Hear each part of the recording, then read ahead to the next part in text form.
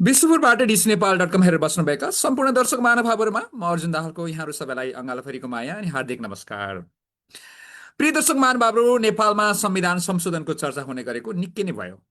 दुई पार्टी काङ्ग्रेस एमाले सरकार गठन गर्ने समयमा नै गरिएको सहमतिको एक बुँदा संविधान संशोधन थियो। तर जब दुई तिहाईको सरकार गठन भयो तत्पश्चात संविधान संशोधनको कुरा छायामा पर्यो। खैर, त्यो सरकार नै जेनजी आन्दोलनले डाँडो कटाइदिएपछि अहिले फरक परिवेश तयार हुँदैछ। संशोधन गरिने भनिएको संविधानमा प्रवासका नेपालीहरूलाई वंशजको नागरिकताको निरन्तरता गर्ने व्यवस्था बनाउन सके प्रवासी नेपालीलाई भन्दा नेपाललाई बढी फाइदा छ भनेर निरन्तर आवाज उठाइरहनुभएका सक्रिय अभियन्ता वासुदेव घिमिरेसँग आजको द ब्रिजतक संवाद हुनेछ। म उहाँलाई स्वागत गर्छु अनि क्रमशः विषय उठान गर्छु। वासु सर, यहाँलाई द ब्रिजतकमा हार्दिक स्वागत छ। नमस्ते, धन्यवाद। ठिक हुनुहुन्छ? एकदम राम्रो छ।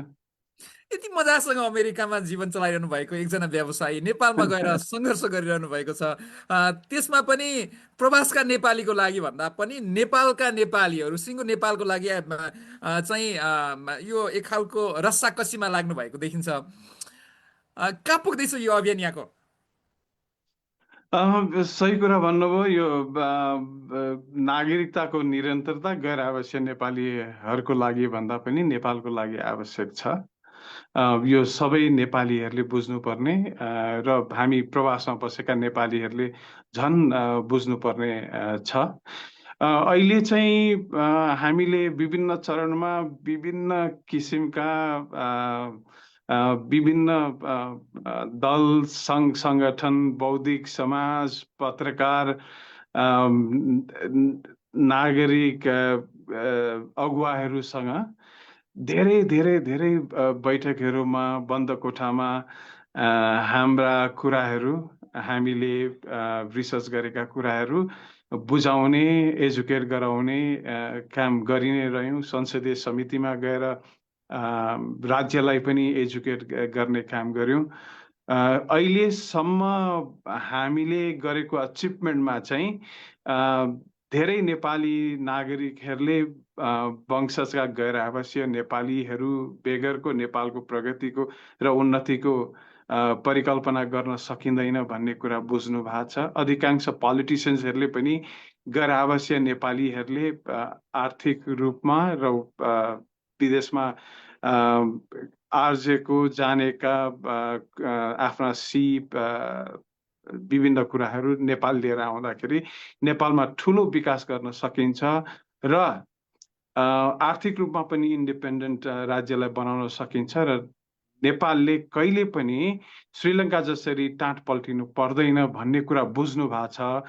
तर त्यसो हुँदाखेरि पनि हामीलाई संविधानले आर्थिक र सामाजिक अधिकार बाहेक अरू कुरा नदिएका कारणले गर्दाखेरि हाम्रो अभियान केही हदसम्म सफल र लक्ष्यमा नपुगेकोले गर्दाखेरि त्यो लक्ष्यमा पुग्नको लागि अझै सङ्घर्ष गर्नुपर्ने छँदैछ। यो भर्खर यहाँ उहाँले बुझ्नु भएको छ भन्नुभयो, मलाई लाग्छ बुझ्नु भएको छैन जस्तो लाग्छ। यहाँको यो निरन्तर बुझाउने क्रम जारी जस्तो लागिरहेको छ। यदि उहाँहरूले बुझ्नु भएको थियो भने त संविधान संशोधन गर्नका लागि विभिन्न मौका आइरहेको बेला उहाँहरूले चुकाइरहनु भएको छ। यो खास गरी हामीले नै कति प्रवासमा रहेका नेपालीहरूले बुझ्न नसकेको र नेपालका राजनीतिज्ञहरूले पनि बुझ्न सक्यो यो कुरा चाहिँ खालि यिनीहरूलाई वंशजको नागरिकता किन चाहिएको, यिनीहरू नेपाल चाहिँ खोज्न आए, नेपालबाट अलि अझ बढ नेपाललाई नै टाँट पल्टाउन आए कि भन्ने खालको बुझाइ धेरै देखिन्छ। म यो पत्रकारितामा सक्रिय हुँदाखेरि धेरै खालका छलफलका क्रममा उहाँहरू अलिकति रुड खालको देखिनुमा सायद उहाँहरू हाम्रो भागमा चाहिँ उहाँहरू आँखा लाग्नु भएको छ जस्तो खालको देखिन्छ। उहाँहरूको प्रवृत्ति हेर्दाखेरि यहाँ हामीले उहाँलाई बुझाउन नसकेका चिजहरू चाहिँ के हुन्, खास गरी आर्थिक कुरा हामीले कसरी योगदान गर्न सकिन्छ भन्ने यहाँका त्यो अलिकति डेटा सहित अलिकति बुझ्न मन लागेको छ। प्लिज। यो वास्तवमा भन्ने हो भने सतैमा गलत भाष्य निर्माण गरिएको थियो हैन। हामीलाई के छ भने दुईटै हातमा लड्यो, नेपाललाई चाहिँदाखेरि तिमीहरू विदेश गयो, यी विभिन्न लालसनाहरू गैर आवासीहरूलाई लगाउने परिपाटी बसेको थियो। त्यो भाष्य बनाइएको थियो। हामीले चाहिँ के भनिराखेको छौँ भने गैर आवासीहरूलाई नागरिकता चाहिएको हुँदै होइन, यसरी बुझ्नु पर्दछ के। हो हामीलाई विदेशमा रहेका नेपालीहरूलाई वंशजको नागरिकताको निरन्तरता चाहिएको होइन, तर राज्यले वंशजको नागरिकताको निरन्तरता गर्यो भने राज्यलाई के फाइदा हुन्छ भनेर विगतमा हामीले बुझाउन पनि सकेनौँ होइन। हो अनि हामीले त्यो विषयमा रिसर्च पनि गरेनौँ र राज्यलाई बुझाउने प्रयास पनि गरेनौँ। अब हामीले यसरी हेर्नु पर्दछ होइन, हामीले अमेरिकालाई मात्रै लियौँ होइन, अमेरिकाबाट आउने जुन रेमिटेन्स छ नि, हामी विश्वबाट आउने रेमिटेन्सको कम्पेयरमा अमेरिका चौथो स्थानमा छ। भन्नुको मतलब साउदी अरेबियामा हाम्रा दाजुभाइहरूले परिश्रम गरेर नेपाल रेमिटेन्स पठाएको सत्य हो, तर के छ भन्दाखेरि अमेरिकाबाट पनि ठुलो परिणाममा रेमिटेन्स नेपालमा भित्रिन्छ होइन। हो यदि राज्यले चाहिँ वंशजको नागरिकताको निरन्तरता गर्यो भने चाहिँ अमेरिकाबाट आउने जुन रेमिटेन्स छ, अहिले आइराखेको 5वटा लार्जेस्ट एमाउन्ट 5वटा देशबाट आइराखेको रेमिटेन्स भन्दा धेरै माथि हुनेछ है। पहिलो हामीले बुझ्नुपर्ने कुरा के छ भने अहिले हामीले पठाइराखेको जुन रेमिटेन्स छ त्यो चाहिँ हाम्रा आफन्तहरूको जीविकाको लागि, उपचारको लागि, उहाँहरूको आवश्यकता पूर्ति गर्नका लागि मात्रै हामीले रेमिटेन्स पठाइराखेका छौँ। जब राज्यले हामीलाई वंशजको नागरिकताको निरन्तरता गर्दछ, ठुलो धनराशि डेभलप नेसनबाट नेपाल आउनेछ होइन। अनि त्यो कुरा हामीले बुझाउनु पर्ने छ। अर्को कुरा के छ भन्दाखेरि हामीले ल्याउने जुन विज्ञता छ, त्यो विज्ञताले चाहिँ के छ भने नेपाललाई धेरै नै फाइदा गर्नेछ। फेरि इन्ट्रेस्टिङ पाटो के छ भन्दाखेरि हामी 1 करोड नेपालीहरू विश्वभरि छरिएर बसेका छौँ। तर राज्यले चाहिँ के गर्नु पर्यो भन्दाखेरि विश्वभरि छरिएका करिब 5देखि 7% नेपालीलाई नेपाल फर्काउँछु भनेर लक्ष्य राख्नु पर्दछ। यदि राज्यले 5देखि 7% नेपालीहरूलाई नेपाल फर्कायो भने चाहिँ नेपालले 3,500 अर्ब रुपियाँ भन्दा बढी, त्यो भन्नुको मतलब 36 खर्ब रुपियाँ भन्दा बढी लगानीको रूपमा राज्यभित्र भित्रिनेछ। अब हेर्नुहोस् है, इन्ट्रेस्टिङ पाटो, नेपालले सबै कुरा गरेर ट्याक्स लगाएर, ट्यारिफ लगाएर, कर उठाएर जेनेरेट गर्ने पैसा भनेको 12 खर्ब मात्रै छ। हेर्नुहोस् है, नेपाल राज्यले वार्षिक रूपमा जेनेरेट गर्ने भन्दा 3 गुणा बढी पैसा 5देखि 7% विश्वभरि छरिएका गैर आवासीय नेपालीलाई फर्काउने हो भने 3 गुणा बढी राज्यले जेनेरेट गर्ने भन्दा बढी पैसा चाहिँ लगानीको रूपमा भित्रिन्छ। त्यो भनेको 5 लाख करिब गैर आवासीय नेपालीहरूलाई नेपाल फर्काउने हो होइन। अब हेर्नुहोस्, त्यति मान्छे फर्किने बित्तिकै के गर्दछ भने 20% नेपाली गैर आवासीहरूले मात्रै रोजगारीको क्रिएट गरे भने 20देखि 30 लाख नेपाली दाजुभाइ दिदीबहिनीहरूले रोजगारी प्राप्त गर्दछन्। यदि 2देखि 3 मिलियन नेपालीहरूले चाहिँ रोजगारी प्राप्त गर्नु भनेको 60 अर्ब रुपियाँ तलबको रूपमा राज्यले प्राप्त गर्दछ होइन। अब हामी त रिटायरमेन्ट लिने सङ्घारमा छौँ। यदि हामीले मिनिमम $3,000 मात्रै रिटायरमेन्ट लिएर आउने हो भने मासिक 2 खर्ब रुपियाँ हाम्रो रिटायरमेन्ट आउनेछ। त्यो भन्नुको मतलब नेपाल सरकारले वार्षिक जेनेरेट गर्ने पैसाको 2 गुणा बढी पैसा 24 खर्ब रुपियाँ हाम्रो रिटायरमेन्ट नेपालमा आउनेछ। अब तपाईँ इमेजिन गर्नुहोस् है, यति ठुलो धनराशि हामीले नेपालको इकोनोमीमा इन्जेक्ट गर्यो भने हाम्रो बजेटको साइज 2 गुणा हुनेछ। भन्नुको मतलब नेपालले 20 खर्बको बजेट बनाएको छ, 5 लाख गैर आवासीय नेपाल लिएर आउने हो भने नेपालले 40 खर्बको बजेट बनाउन सक्नेछ। भन्नुको मतलब तपाईले 7 वर्षमा गर्ने जुन विकास छ तपाईँ 1 वर्षमा गर्न सुरु गर्नुहुन्छ। तपाईले 70 वर्षमा गर्ने विकास तपाईँले 10 वर्षमा गर्नुहुन्छ, यो पर्सपेक्टिभबाट हामीले राज्यसँग वार्ता गर्दै गरेनौँ। उहाँहरूलाई यो क्लियर पिक्चर राज्य नेतृत्व गरेको पोलिटिसियन्सहरूलाई हामीले बुझाएनौँ होइन। अब विगत 1 वर्षदेखि हामी के भनिरहेछौँ भन्दाखेरि तपाईँहरू यो गर्नुभयो भने यो लेभलको फाइनेन्सियल एचिभमेन्ट हुनेछ। हेर्नुहोस् है, तपाईँको 2009मा अमेरिकामा हाउसिङ क्राइसिस भयो होइन। त्यति बेला मेजोरिटी अमेरिकन्सहरूले जागिर गुमाउनु भयो, घर गुमाउनु भयो होइन। अनि केही विज्ञहरूले, इकोनोमिस्टहरूले चाहिँ व्हाइट हाउसलाई के भन्यो भन्दाखेरि हामीले 2 देखि 3 मिलियन रोजगारी इन्स्टेन्ट क्रिएट गरेन भने यो रिसेसन चाहिँ लामो समयसम्म जानेछ भनेर एडभाइस गरे। अनि त्यो जागिर चाहिँ कसरी क्रिएट गर्न सकिन्छ? सबै मानिसहरूले पसलहरू बन्द गरिरहेछन्, व्यवसाय बन्द गरिरहेछन् होइन। मान्छेहरूलाई इम्प्लोइहरूलाई टर्मिनेट गरिराखेको अवस्थामा कसरी जेनेरेट गर्न सकिन्छ भन्दाखेरि विदेशीहरूलाई ग्रिन कार्ड दिने, $5 लाख इन्भेस्टमेन्ट गराउने र मिनिमम 4 जना मान्छेलाई रोजगारी दिने होइन। त्यो गर्ने बित्तिकै के हो भने व्हाइट हाउसले एक्सेप्ट गर्यो र के छ भने विश्वभरि रहेका मानिसहरूलाई $5 लाख इन्भेस्टमेन्ट गरेर अमेरिका हो भनेर इन्भाइट गर्यो। नभन्दै छोटो समयमा 3 मिलियन मानिसहरूले रोजगारी प्राप्त गरे होइन। अनि हेर्नुहोस् त हामी के भनिरहेछौँ भन्दा त्यही $5 लाख प्रति व्यक्ति लगानी हामी गैर आवासीय नेपाल फर्किँदा पनि त्यो $5 लाख लिएर आउनेछन्।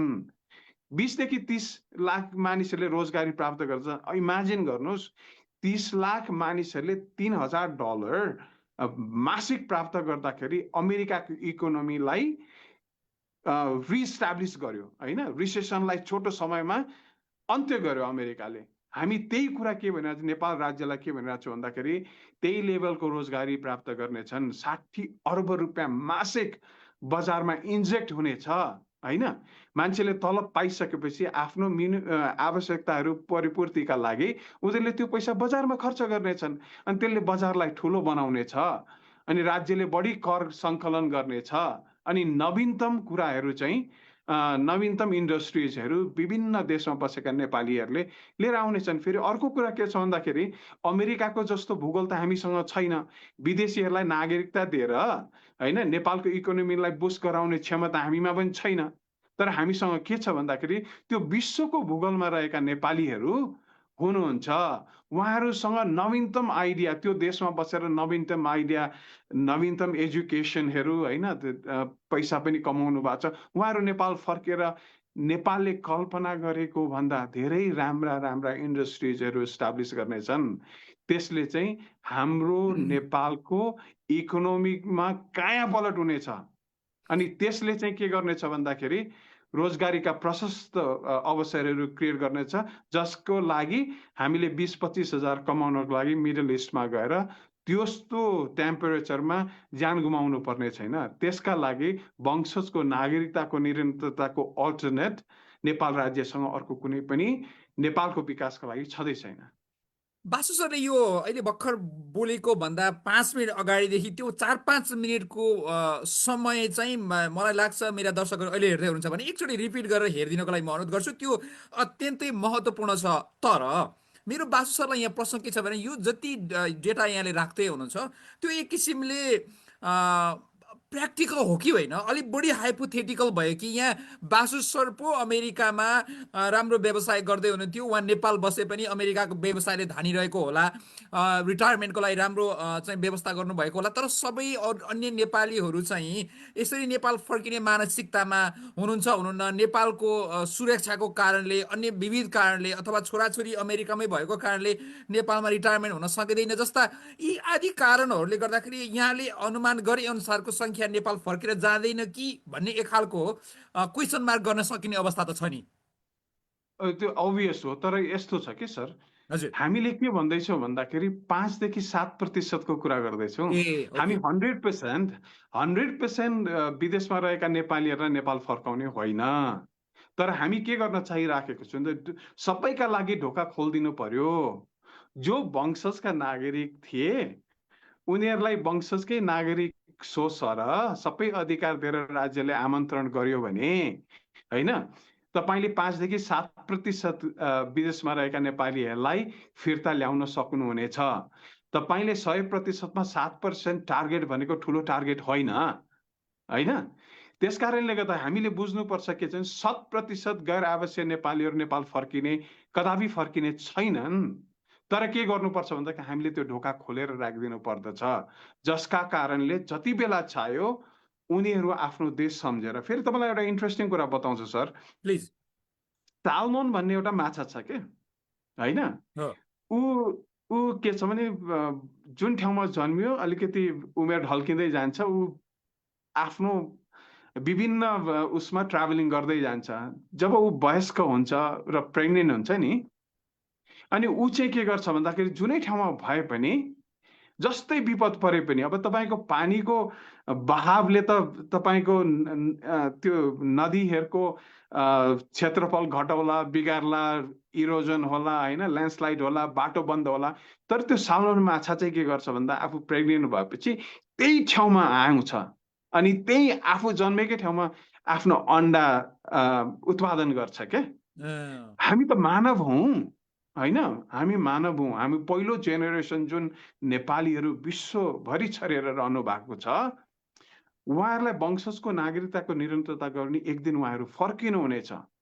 अनि फर्किँदाखेरि आफू मात्रै आउनुहुन्न, त्यो विश्व बजारमा देखेका कुरा, अनुभव गरेका कुरा, एक्सपर्टिजहरू लिनु भएको छ, एजुकेसन लिनु भएको छ, ती सबै कुरा लिएर आउनुहुन्छ।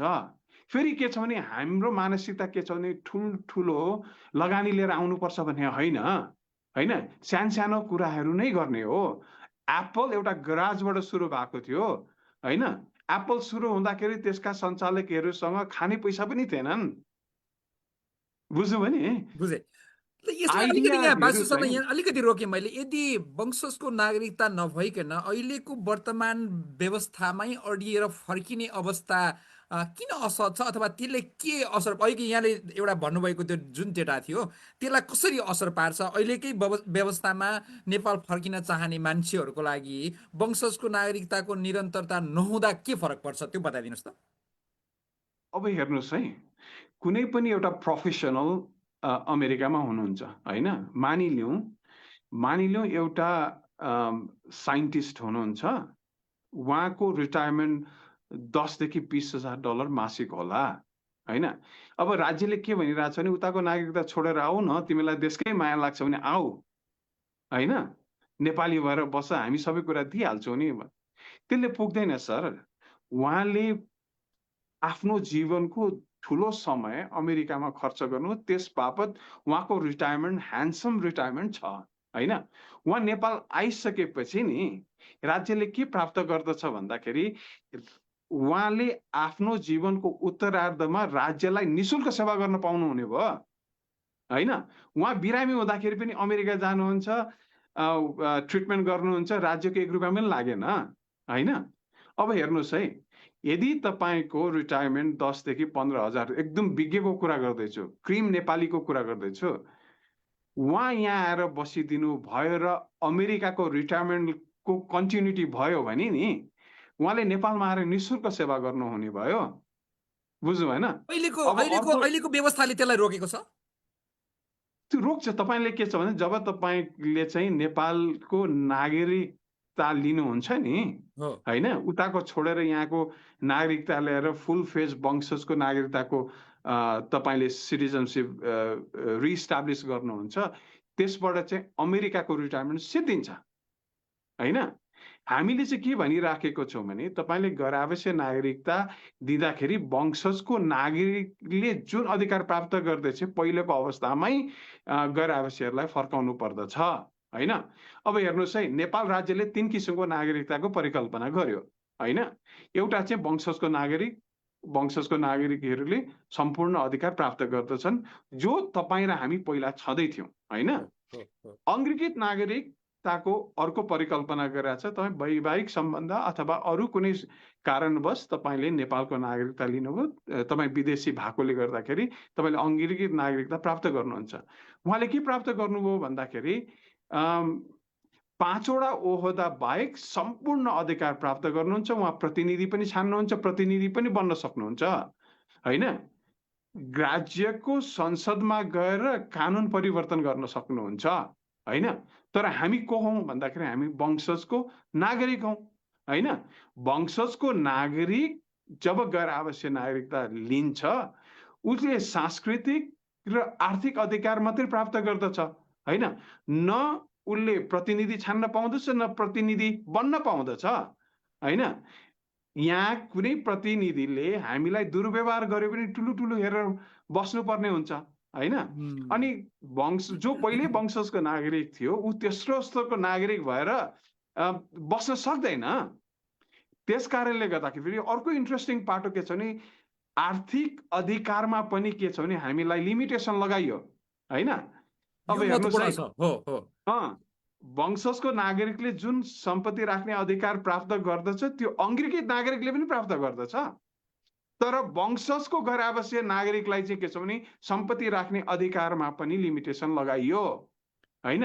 जब तपाईँ नेपाल आएर कुनै व्यवसाय गर्नुहुन्छ कुनै कुरा गर्नुहुन्छ तपाईँले आर्जन गरेको एक्सेसिभ एमाउन्ट तपाईँ रियल इस्टेटमा लगाउनु होला होइन। तर तपाईँलाई राज्यले वञ्चित गरिसकेका छ।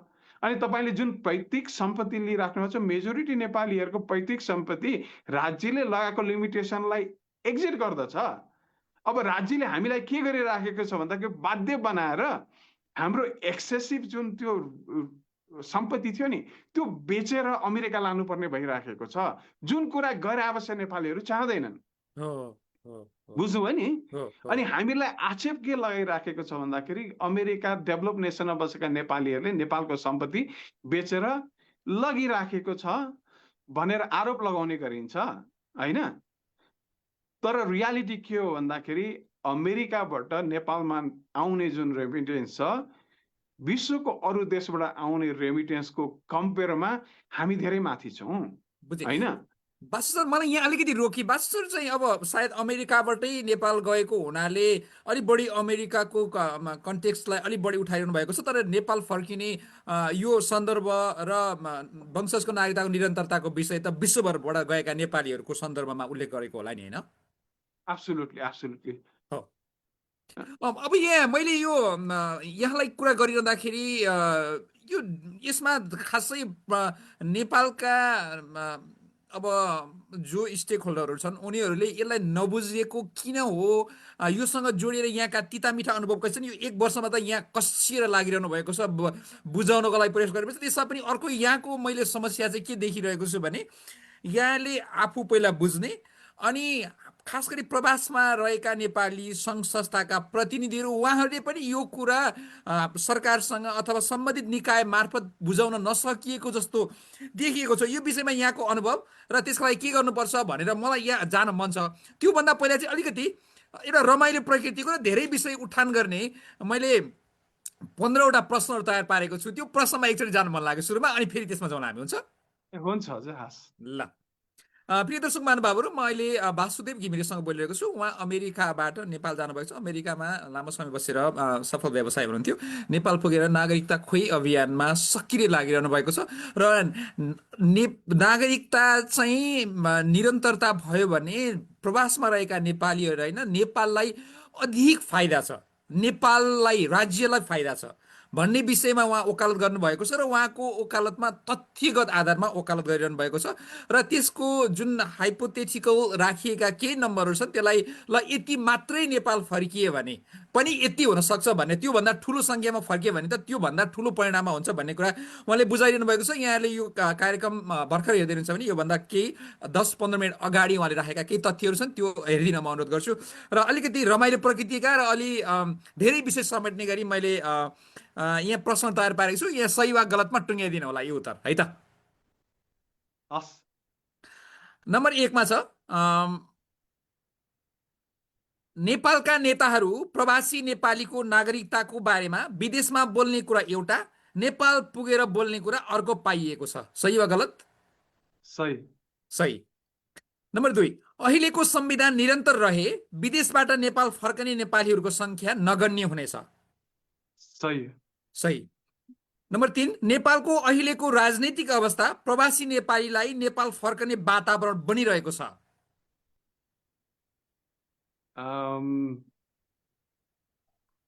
यो चाहिँ पार्सियल्ली सही पार्सियली सही। पार्सियल्ली सही ओके म 4 नम्बरमा छु यहाँको अभियानमा प्रवासमा रहेका नेपालका पार्टीका भातृ सङ्गठनबाट खासै सहयोग मिलिरहेको छैन सही सही नेपालमा रिटायर्ड लाइफ बिताउन चाहने प्रवासी नेपालीबाट मात्र नेपाललाई आर्थिक पाटोमा ठुलो सहयोग मिल्छ धेरै ठुलो सहयोग मिल्छ। धेरै ठुलो सहयोग मिल्छ मैले सही नै अलिक बढी बनाएको छु जस्तो लागिरहेछ नेपाल फर्कनको लागि प्रवासी नेपालीको लागि सुरक्षा एउटा प्रमुख चुनौती हो सुरक्षा एउटा प्रमुख चुनौती। हजुर नेपाल बस्नको लागि प्रवासमा भएका नेपालीहरू नेपाल फर्केर बस्नको लागि सुरक्षा एउटा चुनौती हो सुरक्षा चाहिँ त्यो चुनौती होइन। ओके तर के छ भन्दाखेरि नेपाल चाहिँ नेपाललाई चाहिँ जानेर नजानेर लिभिङ कस्ट एकदमै महँगो बनाएको देश हो क्या। ए ओके एकदमै लिभिङ कस्ट बरु तपाईँलाई हाई छ तर सुरक्षाको चुनौती चाहिँ छैन सुरक्षाको चुनौती त्यस्तो छैन। ओके नेपाल छोडेर हिँड्ने माहौल चलिरहेको बेला नेपाल फर्क अभियान नै असान्दर्भिक देखिन्छ सही वा गलत त्यो चाहिँ गलत मान्नुपर्छ किनभने जुन तरिकाले नेपालीहरू पलायन भइराख्नु भएको छ यदि हामीले अहिले नै नेपालीहरूलाई नेपाल फर्किनको लागि ढोका खुला गरिदिने र इकोनोमिक एक्टिभिटिज बढाइदिने हो भने हामीले त्यो पलायनलाई रोक्न सक्दछौँ। त्यसको कारणले गर्दाखेरि अहिले सान्दर्भिक किन छ भन्दाखेरि देश जोगाउनु छ ओके हैन देश जोगाउनका निमित्त यो अहिले नै गर्नुपर्ने भएकोले गर्दा यो सान्दर्भिक छ। ओके तुलनात्मक रूपमा नयाँ राजनीतिक शक्तिहरूलाई फाइदा हुन्छ भन्ने डरले पुराना पार्टीहरू वंशजको नागरिकताको लागि तयार नभएको पाइन्छ नागरिकताको निरन्तरताको लागि तयार नभएको पाइन्छ अनि उहाँहरूले गलत बुझिराख्नु भएको छ कि मैले उहाँहरूलाई यही एजुकेट गरिरहेको छु तपाईहरूले हामी चाहिँ नयाँ पार्टीहरूप्रति बढी आकर्षित छौँ भन्ने तपाईँको बुझाइ छ तर जुन पुराना पार्टीहरू छन् नि अमेरिकामा युरोपमा जति पनि डेभलप नेसनमा बसेका नेपालीहरू हुनुहुन्छ कुनै न कुनै पार्टीसँग आबद्ध हुनुहुन्थ्यो के तर उहाँहरूका क्रियाकलापले के गरिराख्नु भएको छ भने उहाँलाई अरूतिर आकर्षित हुन बाध्य बनाइराख्नु भएको छ हैन अनि त्यसका कारणले गर्दाखेरि चाहिँ उहाँहरूप्रतिको आकर्षण घट्दो क्रममा छ। यदि गैर आवासीयहरूको मुद्दालाई सही तरिकाले एड्रेस गर्ने हो भने जुन पार्टीमा छ नि त्यही पार्टीमा समाहित हुनेछन्। ब्युटिफुल नागरिकता खोइ अभियान सञ्चालन गर्नमा वासुदेव घिमिरेको आफ्नो व्यक्तिगत स्वार्थ बढी देखिन्छ मेरो केही स्वार्थ नै छैन म त संसारभरि रहेको नेपालीहरूको लागि लडिराखेको छु मेरो स्वार्थ छँदै छैन। ओके मैले चाहिँ के भनिरहेको छु भने विश्वभरि रहेका क्रिम नेपालीहरूलाई नेपाल ल्याउँदाखेरि नेपाललाई फाइदा हुन्छ नेपाली नागरिकहरूले रोजगारी प्राप्त गर्नेछन् हैन अनि त्यसबाट मलाई केही पनि लाभ हुने छैन न आर्थिक लाभ हुनेछ न केही हुनेछ खालि के छ भन्दाखेरि अरूले बिर्सेको मुद्दालाई हैन रिस्टाब्लिश गरेर म त चाहन्छु गैर आवासीय नेपाली सङ्घले नै यो मुद्दालाई मैले जसरी उठाओस् मैले जसरी राज्यसँग वार्ता गरोस् उहाँहरू नै क्रेडिट लिनुहोस्। विगतमा मैले अमेरिका गएर विभिन्न सहरहरूमा नागरिकता खोइ अभियानको लागि अभियानहरू सञ्चालन गरे हैन त्यसमा तारा बराल जस्ता विज्ञहरू पनि हामीसँग हुनुहुन्थ्यो र हामीले गैर आवासीय नेपाली एनआरएनए सँगै सहकार्य गरेर सबै ठाउँमा कार्यक्रमहरू गऱ्यौँ त्यहाँको लोकल संस्थाहरू लिडर्सहरूलाई पार्टिसिपेट गरायौँ र के छ भन्दा नागरिकता खोइ अभियानमा जो कोही पनि जोडिन सक्नुहुन्छ हामी त तपाईँलाई एजुकेट गर्छौँ यो चाहिँ सेन्ट्रलाइज अर्गनाइजेसन होइन यो डिसेन्ट्रलाइज अर्गनाइजेसन हो हामीसँग तपाईँहरू एजुकेट हुनुहोस् अथवा हामीलाई एजुकेट गर्नुहोस् र तपाईँ आफै अभियान चलाउनुहोस् यसको अभियन्ता तपाईँ आफै नै हुने हो मेरो स्वार्थ कहीँ पनि छैन र हामी सबै नेपालीहरू मिलेर नेपाललाई जोगाउनका निमित्त यो अभियानमा पार्टिसिपेट गर्ने हो हैन त्यसकारणले त्यो यहाँ स्वार्थ छ भन्ने कुरा गलत हो 100%। म 10 नम्बरमा छु यो अभियान थप सशक्त नहुनुको मूल कारण मिडियाले यो विषयलाई महत्त्व नदिनु पनि एक हो त्यो नबुझ्नु अहिले के छ भन्दाखेरि सुरु सुरुमा यो मुद्दालाई एस्टाब्लिस गर्नलाई मलाई साह्रै गाह्रो भएको थियो होइन। अनि हजुर विभिन्न फोरमहरूमा गएर बोल्न थालिसकेपछि अहिले क्रमिक रूपमा धेरै मिडियाहरूले मलाई आमन्त्रण गरेर स्पेस दिनु भएको छ होइन। अनि उहाँहरूले बुझ्न सुरु गर्नु भएको छ। पहिला पहिला चाहिँ यो मुद्दाले स्पेस नपाएकै हो। ओके, म नम्बर 11मा छु, म सही वा गलतमा छु। विदेशमा जन्मिएका छोराछोरी छोडेर बाबुआमा नेपाल फर्कन सहज छैन। सत्य कुरा हो। जहाँ सन्तान रहन्छ, जहाँ छोराछोरी रहन्छन्, बाबुआमाको लागि स्वर्ग त्यही नै हुन्छ। तर मातृभूमिले पनि ठुलो महत्त्व राख्दछ। ओके त्यस कारणले गर्दाखेरि तपाईँको उत्तरार्धमा, जीवनको उत्तरार्धमा जन्मभूमि असाध्यै प्यारो हुन्छ होइन। तपाईँले याद गर्नु भएको होला, कुनै पनि गैर आवासीय नेपालीहरू नेपाल ल्यान्ड गरेर एयरपोर्टमा जब धरती छुन्छन्, उनीहरूले के छ भन्दा टाउको शिरलाई धरतीमा ढोगेर आफ्नो नेपाल आगमन सुरु गर्दछन् के। त्यसले प्रश्न के गर्छ भन्दाखेरि अधिकांश पहिलो जेनेरेसन नेपाल फर्किनुहुनेछ र आफ्ना छोराछोरीलाई पनि ल्याउने प्रयास गर्नुहुनेछ। त्यसमा चाहिँ शङ्का नगरे हुन्छ। ओके, म नम्बर 12मा छु, सही वा गलत। प्रवासमा रहेका हरेक नेपाली सङ्घ संस्थाको प्रमुख र पहिलो नारा नागरिकता खोइ भन्ने हुन जरुरी छ। एब्सोल्युटली 100%। सही। नम्बर 13, नेपाल सरकारलाई नागरिकताको निरन्तरता भयो भने के फाइदा छ भनेर बुझाउन राजदूतावासले सहयोग गरिरहेको छ। मलाई चाहिँ त्यो इन्फर्मेसन प्राप्त गरेको छुइनँ, तर केही एम्बासडर्सहरूसँग कुरा गर्दाखेरि उहाँहरू पनि एग्री गर्नुहुन्छ नागरिकताको निरन्तरताले नेपालको इकोनोमीमा ठुलो ठुलो महत्त्व राख्दछ भन्ने कुरा गर्नुहुन्छ। ओके, एनआरएनए नेताहरूको स्वार्थका कारण नागरिकता खोइ अभियान सशक्त बनेन, सही वा गलत? अर्ध सत्य भन्नुपर्छ। अर्ध सत्य। ओके, अन्तिममा उहाँहरूले के छ भन्दाखेरि राज्यसँग वार्ता गर्दाखेरि हामीलाई नागरिकता देऊ भन्नुको सट्टा राज्यलाई चाहिँ नागरिकताको निरन्तरता गर्यो भने यो कुरा हुन्छ भनेर बुझाउनतिर लाग्नुभयो भने गैर आवासीय नेपालीहरूले नागरिकताको निरन्तरता प्राप्त गर्नेछन्। ओके, म 15 नम्बर छु। नागरिकताको विषयमा संविधानको व्यवस्था र सरकारी व्यवस्था मिल्दो देखिएन। सही कुरा। सही कुरा।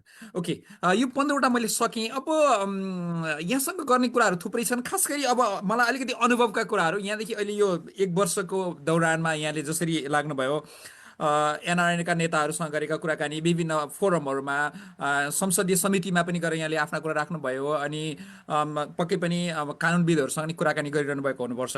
यो बिचमा भएका तिता मिठा अनुभवहरू कस्ता आइरहेका छन्? मान्छेका प्रतिक्रियाहरू जस्तो तिता, अलिकति तुच्छसम्मका केही प्रतिक्रिया पनि होलान्, त्यस्ता छलफल पनि भएका होलान्, केही आशा लाग्दा खालका छलफल पनि भएका होलान्। त्यो अलिकति सुन्न मन लाग्यो, प्लिज। यो इन्ट्रेस्टिङ छ सर। सुरुमा मलाई यो नागरिकताको विषयमा पोलिटिसियन्सहरूसँग कुरा गर्न जाँदाखेरि उहाँहरूले बेसिकली असम्भव जस्तो कुरा गर्नुहुन्थ्यो सुरुवाती कन्भर्सेसनमा। अनि मैले त्यो कन्भर्सेसन सुरु गर्दाखेरि तपाईँलाई चाहिँ नागरिकता चाहिएको हो भनेर प्रश्न गर्नुहुन्थ्यो। अनि मैले उत्तर चाहिँ के दिन्थेँ भने होइन, गैर आवासीयलाई नागरिकता चाहिएको होइन, यो राज्यलाई चाहिएको कुरा हो भनेर मैले कन्भर्सेसन सुरु गर्दा अनि त्यसपछि उहाँहरूको आँखा ठुलो हुन्थ्यो के होइन। अनि कन्भर्सेसनमा चाहिँ सबैले के भन्नुहुन्थ्यो भने राज्य संविधानले दिएको सांस्कृतिक र राजनीतिक अधिकार हामी दिन्छौँ, त्योभन्दा माथि जान सकिँदैन भनेर उहाँहरूले कन्भर्सेसन सुरु गर्नुहुन्थ्यो होइन। अनि पछि मैले त्यो डाटाहरू बताइसकिसकेपछि उहाँहरू क्युरियस हुनुहुन्थ्यो कि जस्ट एक्जाम्पल, म नाम त नभनौँ, एकजना पोलिटिसियन्सकोमा जाँदाखेरि उहाँले हामीलाई सुरुमै सोध्नुभयो कि तपाईँ र हाम्रो वार्ता कति मिनटको हुन्छ भनेर सोध्नुभयो होइन। अनि मैले चाहिँ उहाँलाई के भने नि यो कन्भर्सेसन चाहिँ तपाईँले मन पराउनु भयो भने 2 घन्टाभन्दा बढी हुन सक्छ, तपाईँले मन पराउनु भने 5 मिनट भनेर सुरु भयो। पछि हामी वार्ताबाट निक्लिँदाखेरि 2.5 घन्टा बिताइसकेका थियौँ के अँ, होइन। अनि उहाँ फाइनल्ली के छ त्यति बेला उहाँ अमेरिका घुमेर आउनु भएको थियो। अनि यो संविधानले दिएको कुरामा अमेरिकामा बस्ने नेपालीहरू एग्री छन् भनेर भनिसकेपछि अनि मैले उहाँहरूलाई के भने भन्दाखेरि त्यो गर्नुभयो भने त्यसले राज्यलाई फाइदा गर्दैन होइन। राज्यलाई त्यति बेला फाइदा गर्दछ जब तपाईँले ठुलो मासलाई चाहिँ नेपाल फर्काउन सक्नुहुन्छ। अनि त्यो चाहिँ नागरिकताको निरन्तरता भयो भने हुन्छ। अनि त्यो भयो भने चाहिँ यो कुरा हुन्छ भनेर भनिसकेपछि अनि उहाँहरूलाई उदाहरण दिन्थे। एउटा प्रोफेसनल लस एन्जलसमा एयरपोर्ट बनाएर बसिराख्नु भएको छ होइन।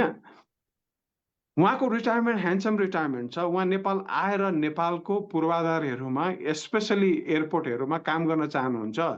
त्यही लेभलको राम्रो एयरपोर्ट बनाउनलाई नेपाललाई सहयोग गर्न चाहनुहुन्छ, त्यो पनि निशुल्क। तर तपाईँले के छ भने तेस्रो स्तरको नागरिक बनाउनु आउनुहुने छैन र के छ भने उताको नागरिकता त्यागेर आइज भनेर भन्नुभयो भने त्यो सम्भव छैन। किन भन्दाखेरि उहाँलाई नेपाल राज्यले 20 लाख 25 लाख रुपियाँ मासिक तलब दिएर राख्न सक्दैन होइन। तपाईँलाई एउटा कुरा याद छ, अर्गन ट्रान्सप्लान्ट गर्नुहुने एकजना अस्ट्रेलियामा हुने नेपाली होइन, उहाँ नेपाल आएर त्यो अर्गन ट्रान्सप्लान्ट गरेर यहीँ रिसर्च सेन्टर खोल्न चाहनुहुन्थ्यो कि होइन। अनि उहाँ यहाँ आउनको लागि विभिन्न चरणमा नेपालीहरूसँग वार्ता गर्दाखेरि त्यो सम्भव भएन होइन। अनि उहाँको उदाहरण दिँदै मैले के भने उहाँ अहिले कहाँ हुनुहुन्छ तपाईँलाई थाहा छ भनेर थाहा छैन। अहिले उहाँ चाहिँ इन्डियामा त्यो सेवा दिएर बसिराख्नु भएको छ। उहाँको सेवा लिन विश्वबाट मानिसहरू आएर मोटो शुल्क तिरेर त्यो सेवा लिइराखेका छन् होइन। अनि यस्ता खालका उदाहरण दिइसकेपछि इन्ट्रेस्टिङ कन्भर्सेसन हुन्थ्यो र त्यो चाहिँ लामो समयसम्म रहिरहन्थ्यो। अनि अर्को चरणको वार्ताको लागि पनि बोलाउनु हुन्थ्यो।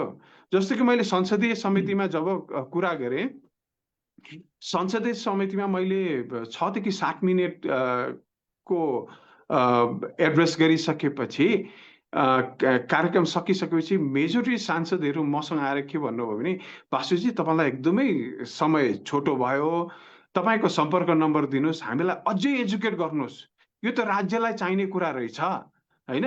हामी तपाईँसँग अझै वार्ता गर्न चाहन्छौँ र हामी के छ भने निर्णय गर्न सकौँ, हाम्रो सुप्रिम लिडरहरूलाई हामी एजुकेट गर्न सकौँ भनेर भन्नुहुन्थ्यो र उहाँहरू आउनुहुन्थ्यो। अनि हामी बन्द कोठामा बसेर घन्टौँ वार्ता गर्थ्यौँ के होइन।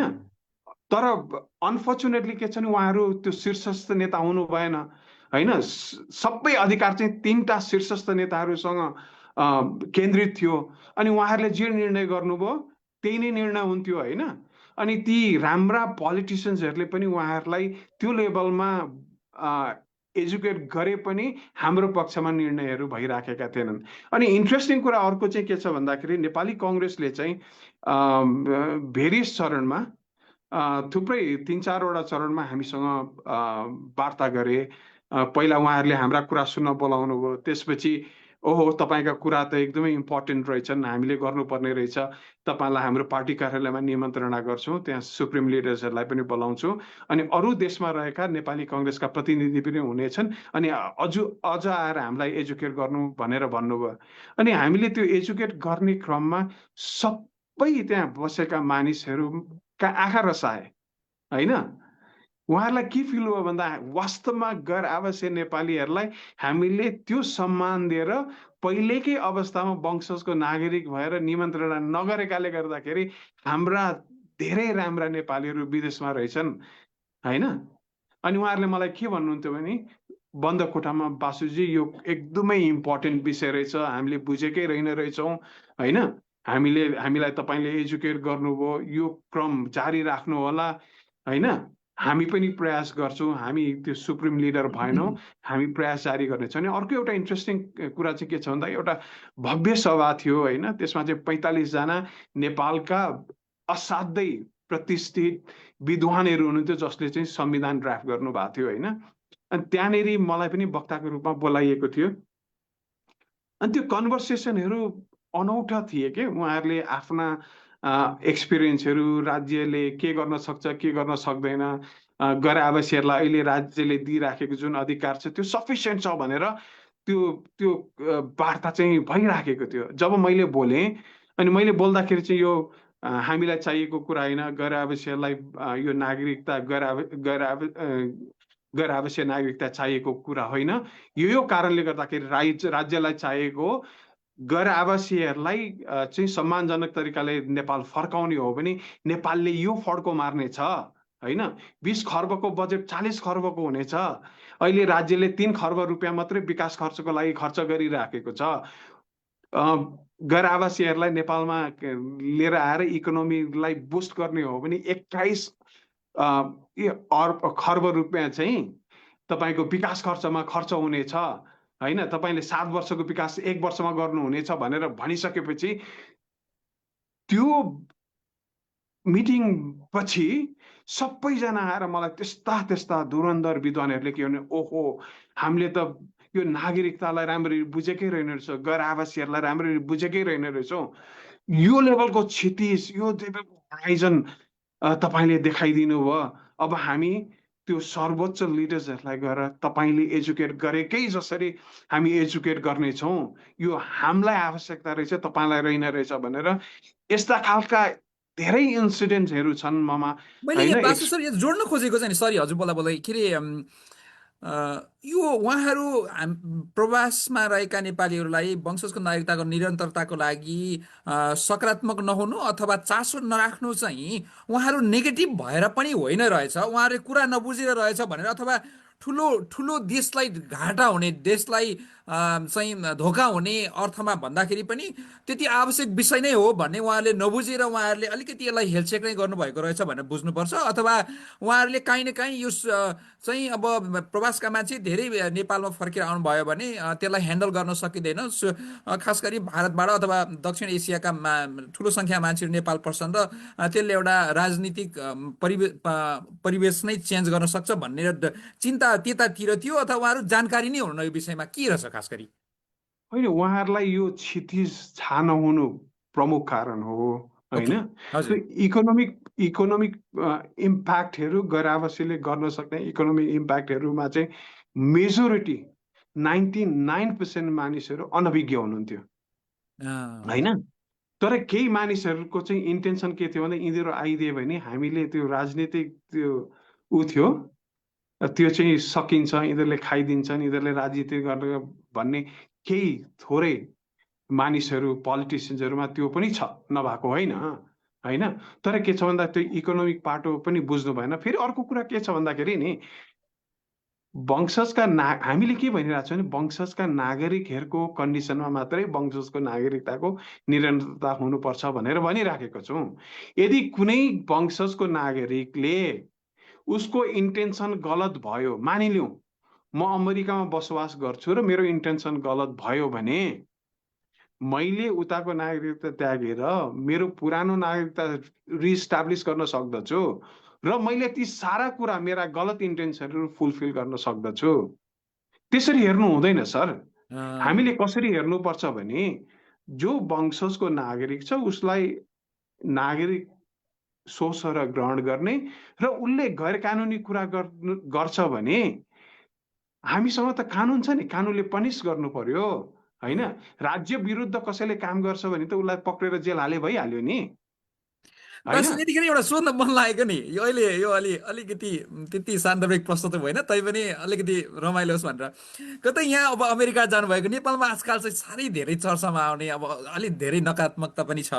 अनि यो अमेरिकाको एजेन्ट भनेर यस्ता खालका प्रतिक्रिया चाहिँ पाउनु भएको छैन? यो विदेशी दलालहरू यहाँ आएर नेपालमा चाहिँ अमेरिकाको पक्षमा आवाज उठाइरहेका छन्, यिनीहरूको उद्देश्य अमेरिका बनाउने, अमेरिकी सेना आउने भयो भन्ने खालका तर्क, यस्ता खालका यो अमेरिकी एजेन्ट यहाँ नेपालमा आएर हल्ला गरिरहेछ भन्ने खालको प्रतिक्रिया सुन्नु भएको छैन? अलिकति लाइट खालको कुरा हो, तर यो सम्भावित सिनेरियो पनि हुनसक्छ कि? होइन, त्यो सबैले भोग्नु पर्दछ होइन। अब रवि लामिछाने अमेरिकन एजेन्ट होइन, यो अब सुमना अर्को एजेन्ट होइन। सबै पोलिटिसियन्सहरू केही न केही कसैको एजेन्ट त्यो भन्ने गरिन्छ। कोही हुनुहुन्छ, कोही हुनुहुन्छ। त्यो लालसनाहरू सबैले भोग्नुपर्छ। मलाई पनि सुरुमा जब कन्भर्सेसन सुरु हुन्छ आशंकाहरू यसको इन्ट्रेस्ट के होला अँ, भनेर के छ भने डिस्कम्फर्ट एग्रेसिभनेस त्यो देखिन्थ्यो ए ओके। होइन। अँ, उहाँहरूले के छ भने तपाईँलाई किन चाहियो र यो किन, हे भगवान् यो मलाई चाहिएको कुरै होइन, मैले त तपाईँको लागि कुरा गरिरहेको छु, तपाईँ नेपालमा बसिराख्नु भएको छ होइन। 54% जनसङ्ख्या जन्मदर घटिरहेछ सर। नेपालमा 54%ले जन्मदर घटिराखेको छ। म यसरी बुझाइराखेको छु कि उहाँहरूलाई, हो, तपाईँको इन्ट्रेस्ट के हो, तपाईँ त अमेरिकामा बसिरहेको त्यो कम्फर्ट लाइफ जिइराख्नु भएको छ, यहाँ आएर के गर्न खोजिराख्नु भएको छ भनेर प्रश्न गरिसकेपछि म उहाँहरूलाई भन्थेँ कि मेरो लागि होइन, मैले त तपाईँको लागि काम गरिरहेको छु, तपाईँको भविष्यको सुनिश्चितताका लागि, तपाईँले गरेको व्यवसायलाई टेवा पुग्नका लागि मैले यो कुरा गरिराखेको छु। 54%ले जनसङ्ख्या घटिराखेको छ होइन। 4000 मानिसहरू प्रत्येक दिन विदेश उडिराखेका छन् होइन। अनि हामीले चाहिँ आफ्ना नातेदारहरूलाई ग्रिन कार्ड एप्लाई गर्दा छौँ, जसको कारणले 2 देखि 3 मिलियन नेपालीहरू 5 देखि 6 वर्षभित्रमा महाराजगञ्जको अमेरिकन एम्बेसीमा ग्रिन कार्ड लिएर सदाका लागि पलायन भइरहेको छ। त्यसमा को छन् भन्दा डक्टर, इन्जिनियर, राज्यलाई चाहिने सम्पन्न परिवारका मानिसहरू छन् होइन। तिनीहरू पनि पलायन हुँदैछन्। अब नेपालको डाटाले के गर्छ भन्दाखेरि हामी नेपाल राज्यले उत्पादन गरेको 70% इन्जिनियर र डक्टर्सहरू होइन पलायन भइराखेका छन्। त्यसमा त राज्यको ठुलो लगानी भइराखेको छ। अनि हामी चाहिँ त्यो कुरा रोक्न आइराखेको छौँ। नेपालीहरूलाई ढोका खोल्दिउँ, गैर आवासीयहरू नेपाल आउनेछन्, उनीहरूले व्यवसाय गर्नेछन्, रोजगारीका अवसर क्रिएट गर्नेछन्, अनि पलायन हुने मानिसहरूको त्यो सङ्ख्या पनि घट्नेछ र के छ भने रिटर्निजहरू बढ्नेछन्। त्यसले ठिक छ। गर्दा तपाईँको व्यवसाय, तपाईँका कस्टमर बढ्नेछन्। फेरि अर्को इन्ट्रेस्टिङ कुरा के छ भने मेरो रिसर्चले के भन्छ भने एउटा गैर आवासीय नेपालीको क्रय शक्ति सर्वसाधारण नेपालीको भन्दा 40 गुणा बढी छ। बढी छ। हेर्नुहोस् है, अब 5 लाख गैर आवासीय नेपालीहरू नेपाल आइदिने 2 करोड नेपालीले गरेको खर्च बराबरको खर्च चाहिँ 5 लाख मानिसहरूले गर्नेछन्। जब तपाईँको बजारमा नि तपाईँ बजारको साइज 2 गुणाले बढ्दछ, राज्यले प्राप्त गर्ने राजस्व 2 गुणाले बढ्ने भयो होइन। अनि 2 गुणाले बढिसकेपछि राजस्व, नेपालको विकास खर्च चाहिँ राज्यले बढी गर्ने भयो। फेरि सर एकदमै इम्पोर्टेन्ट, राज्यले नदेखेको कुरा मैले देखाइदिइराखेको छु। हेर्नुहोस् है, नेपालको सबैभन्दा ठुलो प्रब्लम भनेको युथहरूको पलायन। जुन अमाउन्ट अफ युथहरू पलायन भइराख्नु भएको छ त्यो कहाँले लाग्दो छ होइन। त्यो चाहिँ किन भइराखेको छ भनेर राज्यलाई थाहा छैन होइन। त्यसको मुख्य कारण नेपालीहरूको लिभिङ कस्ट। हेर्नुहोस् है, तपाईले प्राप्त गर्ने जुन पारिश्रमिक छ त्यो पारिश्रमिकले चाहिँ नेपालीहरूले सुन्दर भविष्यको परिकल्पना गर्न सकेनन् होइन। अनि म के भनिरहेको छु भन्दाखेरि नेपालीहरूको लिभिङ कस्ट घटाउने होइन। जब तपाईँले नेपालीहरूको लिभिङ कस्ट घटाउनुहुन्छ उहाँहरूको क्रय शक्ति बढ्यो नि त। उहाँले आफ्नो इन्टरटेनमेन्टमा पनि खर्च गर्ने, अरू दायरामा खर्च गर्ने हुनुभयो। त्यसले बजारलाई झन् विस्तारित गर्ने छ। बासु सर, मैले एउटा यसलाई के कुरा गर्न मन लाग्यो भने यहाँले वासुदेव घिमिरेहरू चाहिँ कम्तीमा अरू 15-20 जना तयार पार्नु पर्यो सबैभन्दा पहिला, मलाई त्यो लागिरहेको छ। त्यसका लागि त्यो एउटा पात्र गौरी जोशी हुन सक्लान्, अर्को महेश हुन सक्लान्, अर्को हेमराज शर्मा हुन सक्लान्, अथवा अरू कोही डाक्टर तारा सिग्देल हुन सक्लान्, अथवा अरू कोही तारा बराल हुन सक्लान्। यस्ता अरू वासुदेवहरू कम्तीमा 15-20 जना 50 जना तयार पारे भने यहाँहरूको क्षेत्र विकास हुन्छ जस्तो लाग्छ मलाई, र मिडियामा अलिक बढी जानुपर्छ भन्ने मलाई लाग्छ। मलाई अहिले वासुसँग अब अन्तिममा मलाई एउटा महत्त्वपूर्ण विषयमा कुरा गर्न मन लागेको चाहिँ यो यहाँले जे जति छलफल तर्कहरू गर्नुभयो त्यो यो खास गरी अघिल्लो सरकारका मान्छेहरूसँग अलिक बढी यहाँको कुराकानी भयो, छलफल भयो, किनभने उहाँहरू नै सरकारमा हुनुहुन्थ्यो, उहाँहरू राजनीतिको केन्द्रमा हुनुहुन्थ्यो, उहाँहरूसँग यहाँले पहल गर्नुभयो, प्रयास गर्नुभयो। अहिले राजनीतिक सिनारियो चेन्ज भएको छ। अहिले जेनजीहरू अलिकति उठाउन खोजिरहेका छन्, अरू नयाँ पार्टीहरू पनि अलिकति चासो राखिरहेका छन्, पुरानै पार्टीहरूमा पनि अलिक बढी युवा पुस्ताका नेताहरूमा अलिकति जागरुकता देखिएको छ। अब यो बेला चाहिँ अब फेरि संविधान संशोधन गर्नुपर्छ जस्ता विषयहरू पनि उठिरहेको बेला अबको मुभमेन्ट कसरी अगाडि बढ्छ, अब कहाँ को दिमागमा के कुदिरहेको छ कि अब हिजो म निरन्तर केपी ओलीको घरमा गएर बुझाउन चाहन्थेँ भने मैले अब चाहिँ गएर बा सुदनलाई भन्नुपर्ने हो कि अर्को कुनै के अरे मिराजलाई भन्नुपर्ने हो कि अथवा चाहिँ हर्क साम्पाङसँग पो गएर यस्ता तर्कहरू राख्दाखेरि अझ प्रभावशाली हुन्छ कि तर्कहरू भने के योजना बनाइरहनु भएको भएको छ पछिल्लो राजनीतिक होइन, घटनाक्रम पछाडि? मैले मैले चाहिँ के छ भन्दाखेरि जेनजी अभियन्ताहरूसँग संवादमा छु, उहाँहरूलाई एजुकेट गरिराखेको छु। उहाँहरूलाई गैर आवासीय नेपालीहरू नेपाल, मैले चाहिँ के भनिरहेको छु, उहाँले तपाईँले सुन्दर राजनीतिक व्यवस्थाको कुरा गरिराख्नु भएको छ होइन, सुशासनको कुरा गरिराख्नु भएको छ, नयाँ सिस्टमको कुरा गरिराख्नु भएको छ, संविधानमा परिमार्जनको कुरा गरिराख्नु भएको छ। जब तपाईँहरू त्यो सबै कुरा गर्नुहुन्छ, त्यसलाई चलाउनलाई, राज्यलाई चलाउनलाई आर्थिक पाटो चाहियो होइन, अनि राज्यसँग त्यो लेभलको अर्थ छैन, त्यो अर्थ चाहिँ कसरी जेनेरेट गर्न सकिन्छ भनेर मैले जेनजी लिडर्सहरूलाई लिएर आएर बन्द कोठामा वार्ता गरिराखेको छु, उहाँहरूलाई एजुकेट गरिराखेको छु। तपाईँले सुन्न सक्नुहुन्छ, धेरै जेनजी भाइ बहिनीहरूले गैर आवासीयहरूलाई फर्काउनुपर्छ, उहाँहरूलाई भोटिङ राइट्स दिनुपर्छ, उहाँहरूले पनि मतदानमा पार्टिसिपेट गर्नुपर्छ, यी कुराहरू हामी एजुकेट गरिराखेका छौँ। आज मात्रै पनि तपाईँको माजिद अन्सारी लगायतका जेनजी टिमहरूलाई केही पोलिटिसियन्सहरूसँग राखेर मैले वार्ता गराएँ होइन। तपाईँले के छ भने तपाईँले विभिन्न चरणमा उहाँहरूको इन्टरभ्युजहरू विभिन्न मिडियाहरूमा आइराखेको छ। र अर्को कुरा के छ भन्दाखेरि उहाँहरूले राज्यसँग गर्नुभएको कन्ट्र्याक्ट र उहाँहरू चाहिँ इलेक्सनमै जानेर इलेक्सनबाट जनताबाट चुनिएर फेरि स्टाब्लिस संसदलाई हामी मान्दछौँ भनेर कुरा गरिराख्नु भएको छ। अनि संसद पुनर्स्थापनाको कुरालाई उहाँहरूले इन्कार गरिराख्नु भएको छ होइन। अनि केही पोलिटिसियन्सहरूले उहाँको अगेन्स्टमा अभिव्यक्तिहरू दिइराखेको अवस्थामा ती पोलिटिसियन्सहरू र जेनजी भाइहरूलाई राखेर तपाईँहरूले जेनजीको अगेन्स्टमा जुन अभिव्यक्ति दिइराख्नु भएको छ त्यो गलत छ, उहाँहरूको धारणा सुन्नुहोस् भनेर उहाँहरूलाई सँगै राखेर वार्ता गराएको छु होइन, उहाँहरूलाई एजुकेट गरिराखेको छु। जेनजी भाइ बहिनीहरू गैर आवासीय प्रति एकदम सकारात्मक हुनुहुन्छ होइन। अनि उहाँहरू त के चाहनुहुन्छ भन्दाखेरि प्रवासमा रहेका नेपालीहरूले पनि भोटिङ गर्न पाउनु पर्दछ। अनि अमेरिकामा अब नेपाल राज्यमा चाहिँ के छ, इलेक्ट्रोनिक भोटिङलाई मान्यता दिइसकेको अवस्था छैन। अनि ब्यालेटबाट आज मैले उहाँहरूलाई के पनि एजुकेट गराएँ भन्दाखेरि ब्यालेटबाट गैर आवासीय नेपालीहरूलाई कसरी पार्टिसिपेट गर्न सकिन्छ होइन। अनि त्यो ब्यालेट चाहिँ कति लेजिट हुन सक्दछ होइन, मान्छेलाई त शङ्का छ होइन, त्यो लेजिट कसरी हुन सक्दछ भनेर। अनि मैले फिलिपिन्सले चाहिँ अमेरिकामा मतदान गराउँछ क्या आफ्नो नागरिकहरूलाई।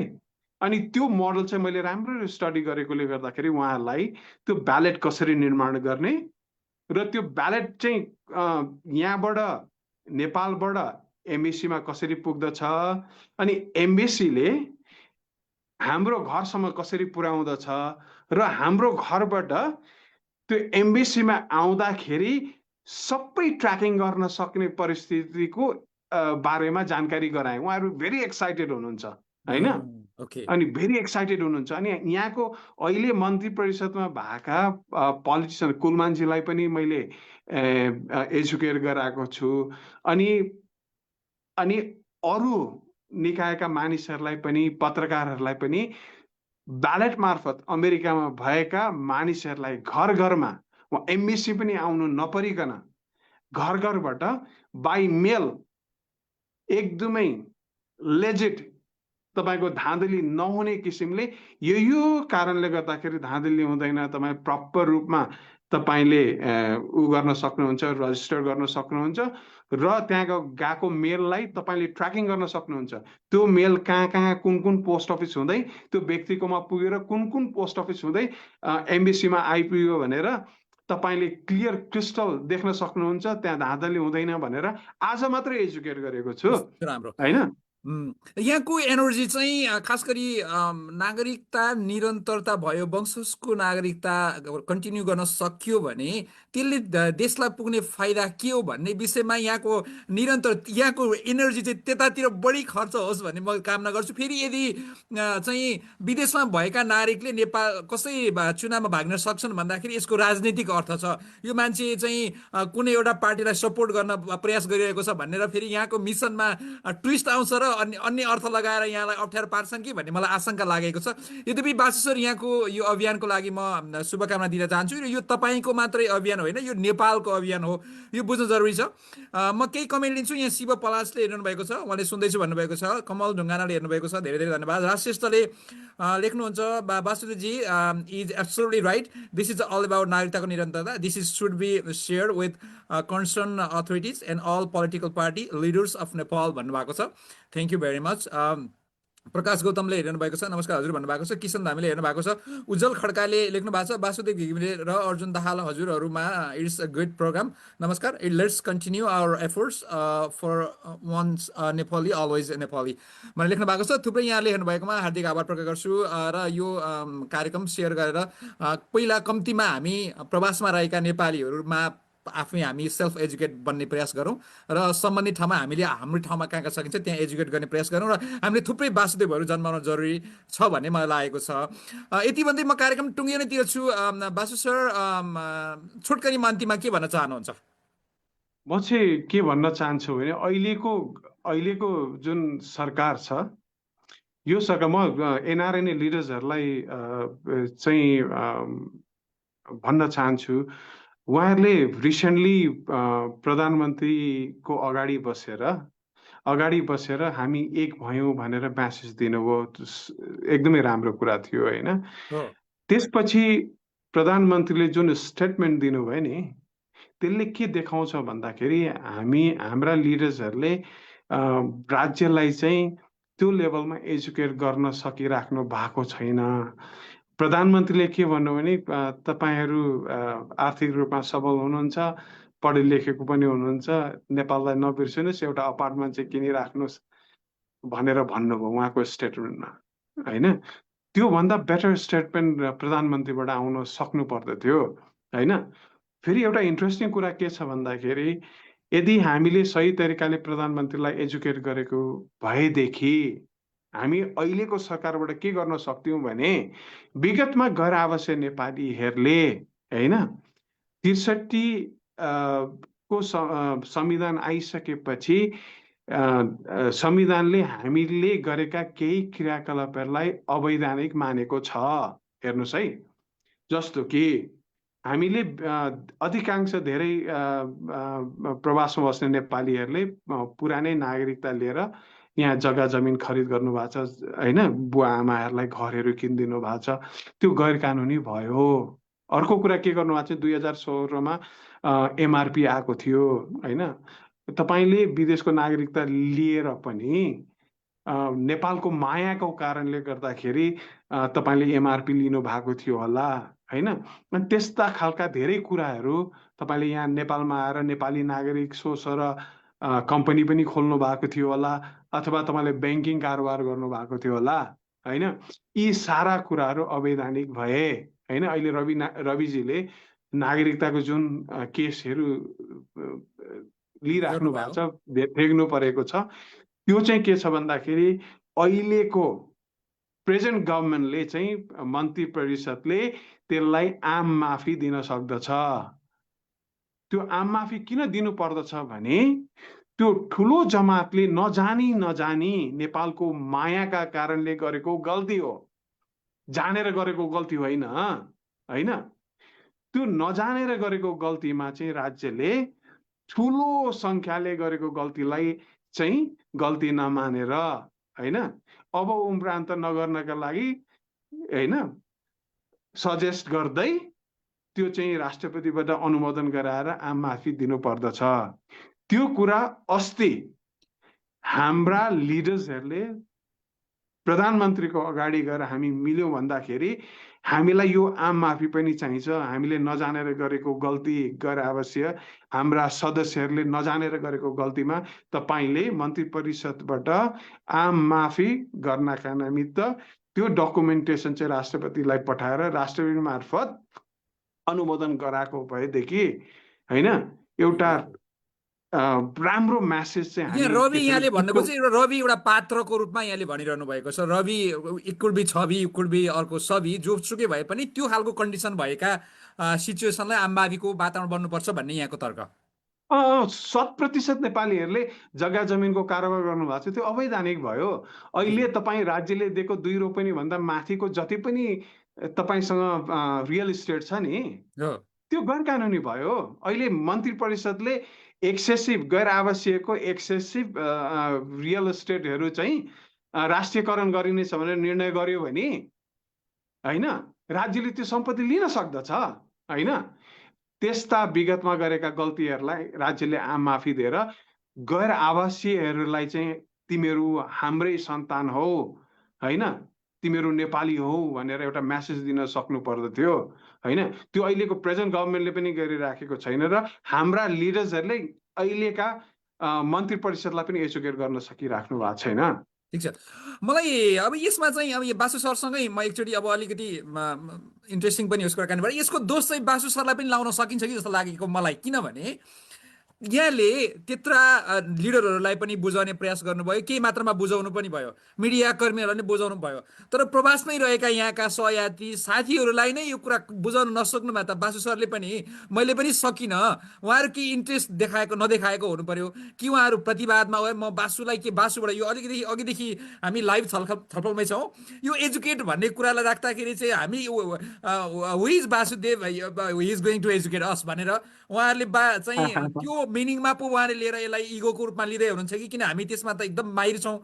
यस्ता कुराहरूलाई अलिकति फरक ढङ्गबाट हेर्नुपर्छ कि बासु सर। जसले गर्दाखेरि तपाईँले लस एन्जलस बस्नुभयो, तपाईँले भर्खरै अस्ति के अरे टेक्ससमा आएर राम्रो प्रोग्राम गर्नुभयो, त्यहाँ एनआरएनकै सशक्त लिडरहरू त्यहीँ थिए। उहाँहरूलाई बुझाउन नसक्दाखेरि चाहिँ मैले पनि बुझाउन सकिरहेको छैन अथवा यो बुझ्ने माहौलमा समाहित हुन हामी सकिरहेका छैनौँ भनेर मैले अलिकति क्षुद्रता प्रकट गर्दा के होला? होइन होइन सर, मैले चाहिँ प्रयास गरिराखेको छु होइन। मैले विभिन्न चरणमा यो अभियान सुरु गर्नुभन्दा अगाडि धेरै एनआरएनए साथीहरूसँग सरसल्लाह गरेका थिएँ। उहाँहरूले यो हुन सक्दैन भन्ने खालको अभिव्यक्ति दिएपछि मैले सुरुवात गरेको हुँ। तर मैले के छ भने हरदम के गरेँ भन्दाखेरि अमेरिका आएर कार्यक्रम गर्दा पनि एनआरएनए एसोसिएसनलाई नै उहाँहरूकै सहकार्यमा मैले टेक्ससको डालसमा र ह्युस्टनमा त्यसपछि गएर सान फ्रान्सिस्कोमा र एलेमा 4 ठाउँमा मैले गरेँ। तर सबै कार्यक्रमहरू एनआरएनएकै पदाधिकारीहरूको सक्रियतामा होइन उहाँहरूकै सहयोगमा गरेको हुँ। हाम्रो तर्फबाट एजुकेट गराउनलाई सहकार्यका लागि आमन्त्रण गरेकै हो। अनि उहाँहरूले मलाई सोध्नुभयो यो तपाईँको कुनै इन्ट्रेस्ट छ कि भनेर सोध्नु पनि भएको हो होइन। तारा बराल पत्रकार वरिष्ठ पत्रकारज्यू र म गएर यो कार्यक्रममा चाहिँ हामीले त्यहाँ पनि भनेका छौँ यो डिसेन्ट्रलाइज अर्गनाइजेसन हो, यो एनआरएनए एसोसिएसनको अगेन्स्टमा अर्को एनआरएनए खडा गर्नको लागि बनाइएको सङ्गठन होइन होइन। यो डिसेन्ट्रलाइज अर्गनाइजेसन हो। यहाँ जो कोही पनि जोडिन सक्नुहुन्छ। तपाईँले जानेका कुरा हामीलाई सिकाउने, हामीले जानेका कुरा तपाईँलाई सिकाउँछौँ र तपाईँ आफै यो अभियन्ता बन्ने हो होइन। यसको नेतृत्व यसको के छ भने अध्यक्ष कोही पनि छैन। समग्रमा यसको फाइदा नेपाललाई हुन्छ, देशलाई हुन्छ, हाम्रो मातृभूमिलाई हुन्छ, पितृभूमिलाई हुन्छ। एब्सोल्युटली एब्सोल्युटली विश्वभरि छरिएका नेपालीहरूलाई नेपाल फर्काउने अभियान हो। अनि त्यो देशको विकासका निमित्त विश्वभरिका नेपालीहरू पार्टिसिपेट गर्नुपर्छ र देश बनाउनुपर्छ भन्ने अभियान हो होइन। अनि विदेशमा रहेका नेपालीहरूलाई राज्यले चाहिँ हेर्नुहोस् है, तपाईँलाई म एउटा इन्ट्रेस्टिङ कुरा बताउँछु सर। नेपालको लिभिङ कस्ट नघटाउने हो भने, नेपालीहरूको लिभिङ कस्ट नघटाउने हो भने नेपाल रित्तिनेछ। नेपालमा प्राप्त गर्ने पारिश्रमिकले नेपालीहरूको जीविको चलेन, सुखमय जीवनको परिकल्पना गर्न सकेनन्, होइन। नेपाल 100% रित्तिनेछन्, यो वृद्धाश्रम हुनेछ। अहिले जति पनि हाम्रा बुवाहरू हुनुहुन्छ जसलाई विदेश जानु छ, मेरो उहाँलाई अमेरिका जाउँ भन्दा जान चाहनुहुन्न, होइन। जति पनि +2 गरेका भाइ बहिनी कोही पनि यहाँ बस्न चाहँदैनन्, बाहिर जान चाहिँ उनीहरू प्रयास गरिराखेको छन्। काठमाडौँ ट्रान्जिट भइराखेको छ, होइन। गाउँ रित्तिरहेछ, पहाड त खाली छ। 5 लाख भन्दा बढी घरहरू त भग्नावशेष छ पहाडतिर, होइन। विभिन्न जिल्लाको जनसङ्ख्या घटिराखेको छ। यस्तो विकराल अवस्थामा पनि राज्यले वेकअप कल, हामीले त के छौँ नि, उहाँहरूलाई उठाउन झकझकाउन खोजिराखेको छौँ, होइन। अनि हामी विश्वभरि छरिएका नेपालीहरू एक हुनु जरुरी छ यो विषयमा। अरू विषयमा लडौँला, होइन, अरू विषयमा जेसुकै गरौँला, तर यो विषयमा देश जोगाउने विषय हो। हामीले एकजुट भएर नागरिकताको निरन्तरता यस कारणले चाहिन्छ भनेर राज्यलाई झकझक्याउने हो र देशलाई जोगाउने हो। यो अभियान तपाईँको पनि हो, मेरो पनि हो। अनि यसमा कोही लिडर छैन, यो डिसेन्ट्रलाइज अर्गनाइजेसन हो। हामी NRNA अर्गनाइजेसनसँग सहकार्य गर्न, उहाँहरूसँग सँगै गएर, होइन, सँगै गएर हामी राज्यसँग वार्ता गर्न चाहन्छौँ, होइन। अहिले हामीले सर्वोच्चमा फेरि मुद्दा हाल्न खोजिराखेको छौँ। राज्यले विभेद गर्यो, हाम्रा लागि होइन। फेरि हामीले नागरिकता प्राप्त गर्नको लागि यो लडाइँ होइन सर, राज्य बचाउनको लागि यो आन्दोलन गरिराखेको, यो अभियान चलाइराखेकोले गर्दाखेरि हामी सबै जोडिनु पर्दछ, होइन। अनि म यो गैर आवासीय नेपाली लिडर्स एसोसिएसनका लिडरहरू हुन्छ, आउनुहोस्, बसौँ। हामीले जाने कुरा तपाईँलाई भन्छु, तपाईँ नै गएर राज्यसँग वार्ता गर्नुहोस्, हामीले जसरी वार्ता गरिदिनुहोस्, जसले गर्दाखेरि राज्यले अन्डरस्ट्यान्ड गरोस्, त्यही लेभलमा अन्डरस्ट्यान्ड गरोस्।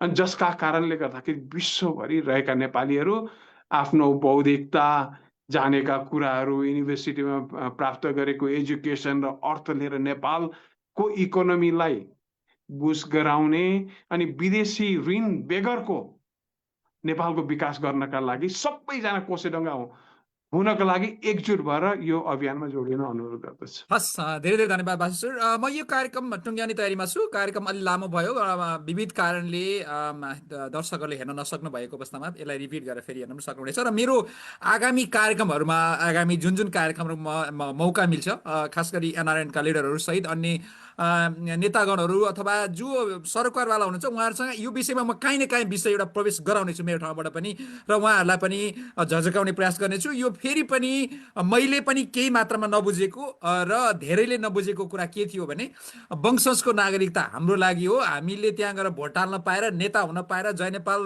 लाल सलाम गर्नको लागि भन्दा पनि नेपालको लागि, खास गरी नेपालको आर्थिक अवस्था सुधार गर्नको लागि यो महत्त्वपूर्ण छ भन्ने विषयमा, नेपालको लागि भन्ने अर्थमा यो कुरा कति नबुझेको, हामीले नबुझेको र हामीले यो विषयमा धेरै छलफल नगरेको विषय जस्तो मलाई पनि लाग्यो। बासु सरको आजको समयको लागि हार्दिक आभार प्रकट गर्छु र हाम्रो यो कुराकानीको सन्दर्भ मिलाइदिनु भएकोमा आदरणीय तारा सिग्देल दाईलाई पनि आभार प्रकट गर्दै आजको कार्यक्रम यही टुङ्ग्याउँछु। बासु सर, यहाँको अभियान निरन्तर रहोस् र थुप्रै वासुदेव घिमिरेहरू बनाउन, जन्मिन जरुरी छ भन्ने लागेको छ। र मलाई फेरि पनि अलिकति खड्केको भनेको, वासुदेवले बुझेका कुराहरू बुझाउने क्रममा उहाँले चाहिँ म यो बुझ्न जरुरी छैन, वासुदेवसँगको हामीले सिक्ने कुरा होइन भन्ने लाग्छ नि। यहाँहरूले आफै तथ्याङ्कहरू अध्ययन गरेर आफै आफ्नो ढङ्गले चाहिँ अभियान सुरु गर्न पनि बासु सरले पनि अनुरोध गर्नुभएको छ, र त्यो सायद समग्रमा हामी नेपाललाई माया गर्ने सबैको लागि यो उपयुक्त हुन्छ जस्तो लाग्छ।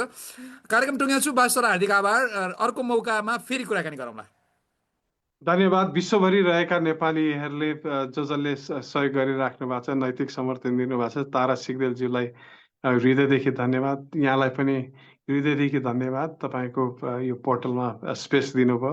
विश्वभरिका छरिएका नेपालीहरूलाई मैले गरिरहेको अभियानका विषयमा जानकारी गराउने अवसरका लागि तपाईँलाई हृदयदेखि धन्यवाद। हस्, दर्शकमान बाबुहरू, कार्यक्रम द ब्रिज टक आजको लागि यहीँ सकिन्छ। अर्को मौका फेरि भेटौँला। मेरा अतिथि वासुदेव घिमिरे सहित मलाई पनि बिदा दिनुहोस्। नमस्कार।